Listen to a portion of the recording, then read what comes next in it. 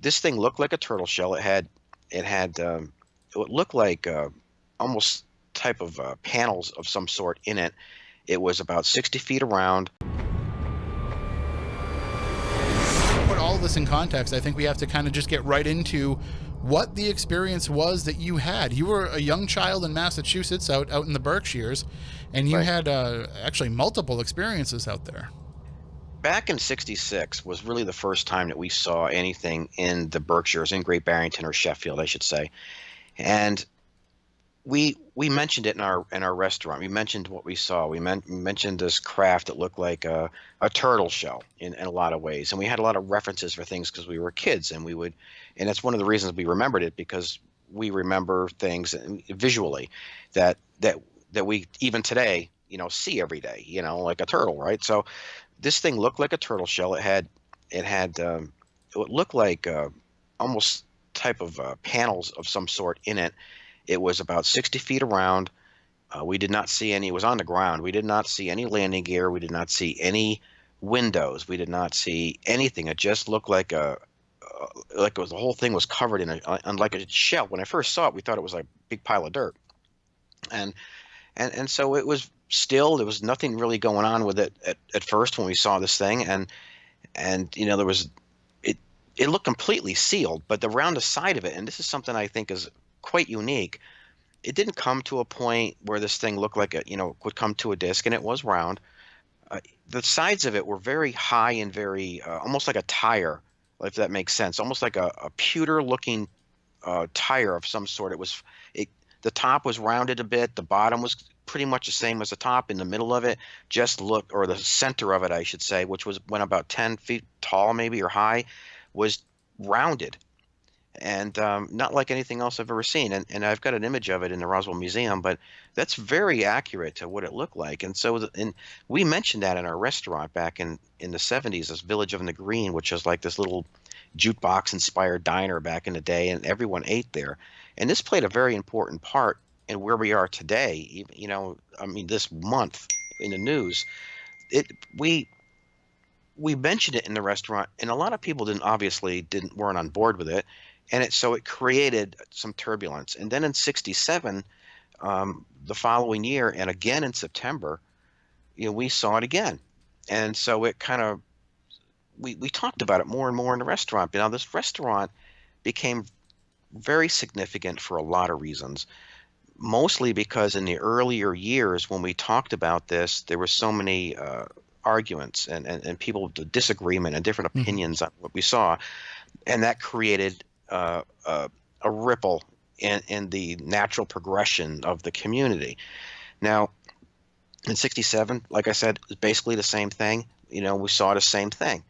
Now, in '69, when we saw what we saw, we didn't actually see what we saw in '66 and '67, which a lot of people don't understand that.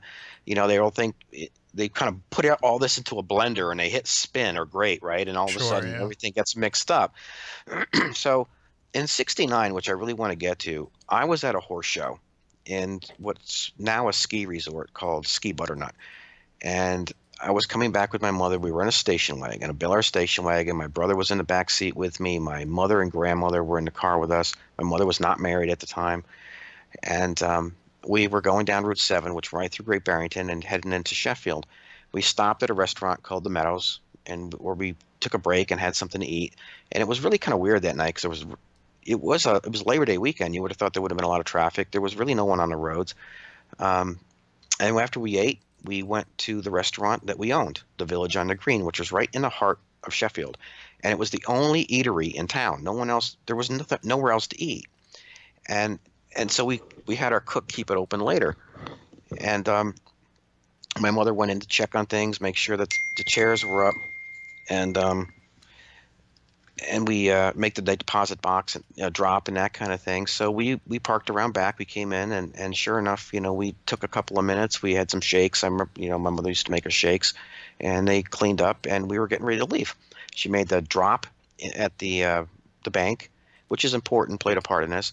And there was a store right next to it called Silks. And so my grandmother had gone in and she used to smoke, so she grabbed a pack of Tarrington cigarettes, I guess. That's what she says. And so we got in the car, and after that, which is played again, it was important because people saw us just before this happened.